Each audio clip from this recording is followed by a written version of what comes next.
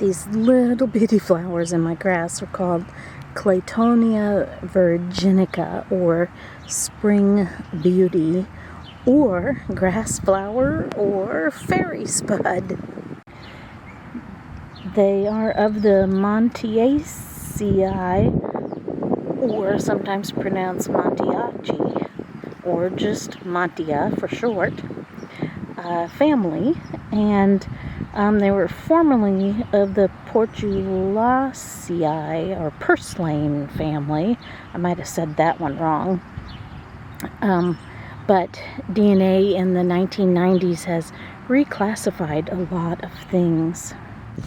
The common name for it is miner's lettuce. The name Claytonia honors a colonial Virginian botanist named John Clayton, who lived 1694 to 1773. I'm just blowing in the wind. So the name Montia honors an Italian botanist named, I can't get it, Giuseppe Monti, something like that, who lived 1682 to 1760. Spring beauty is sometimes one word when used as Virginia spring beauty, and sometimes two words when it's used as a eastern spring beauty. And there are several other flowers named spring beauty, such as my blue squill I did the other day, and I saw another one. But I have always called this a little white weed in my grass. And I was a little upset at myself because I had a whole field of them in my yard, and I suggested to my husband to kind of mow early to thatch the grass, and he did that, and then I remembered I had not filmed yet. I wanted to show you the whole lawn of it. Although I do not believe or practice about fairies, I can imagine sitting with a young child and playing with the imagination of little fairies dancing on the flowers in the grass. That's kind of fun. I love playing imagination with children. So would be some tiny and beautiful little fairies in my imagination. The so-called tubers, which are actually corms, but you see them say tubers all over the internet, are fairy spuds. That's why sometimes it's called a fairy spud, being as like a potato. So underneath the ground is like a bulb, but it's actually a corm. And if you go to my crocus, there's a description of what a corm is. And people eat them. In this case, they're just the right size for fairies to eat. Hence, they're a fairy spud. I like the idea of little fairies dancing on the leaves, especially as they're fluttering about. So spring beauty spreads just like a potato spreads underground, and also by seed. I think somebody probably planted these in our yard because we have them in the front and the back.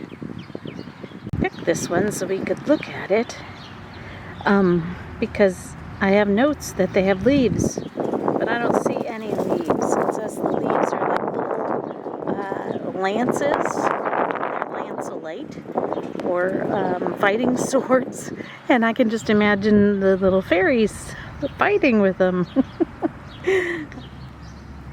So the flowers have 5 pale pink and white petals. So if you look at them, there's like some pink on the petals as well. The oldest flowers bloom at the base of the stem, and new flowers bloom up the stem. So we can see on this one that we have some little flower, I don't know, I'd call them pods, but they are done blooming, and the ones at the top are currently blooming, so this is almost done blooming. So 3 days each flower, and then the next ones open up. And spring beauty is actually a native Missouri spring wildflower. So if you go out hiking on trails, you're going to see this flower if you look closely, because it's small. And the whole entire plant, the stem and the leaves and the flowers, are safe to eat. And the corm. And the Native Americans would use it for medicinal purposes, and the Native Americans and the colonists would eat it, similar to eating potatoes. So spring beauty disappears after the seed capsules have ripened and burst, almost as if they were never ever in my yard. They just kind of disappear. So that's what makes them a great little white weed flower. It's like they never leave any gaps in my grass either. This one's kind of odd. It's more purple or more pink than the other ones.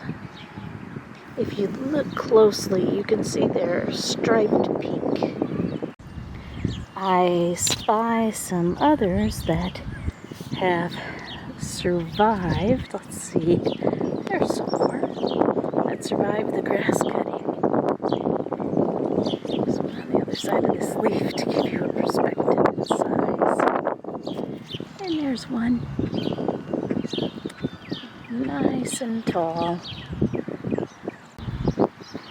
And I'm wondering, you can see there's some lance-like leaves in the grass.